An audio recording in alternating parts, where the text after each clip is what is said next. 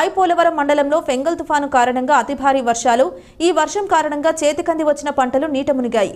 తిల్లకుప్ప గ్రామంలో వరిచేలు కళ్ల ముందే తడిసి ముద్దయ్యాయి. చేతికంది వచ్చిన పంట వర్షం కారణంగా మునిగిపోవడంతో అన్నదాతలు ఆవేదన వ్యక్తం చేస్తున్నారు. వేలాది రూపాయలు పెట్టుబడులు పెట్టినా పంట ఎందుకు పనికి రాకుండా పోవడంతో రైతన్నలు కన్నీరు మున్నీరవుతున్నారు. ప్రభుత్వం ఆదుకోవాలని కోరుకుంటున్నారు.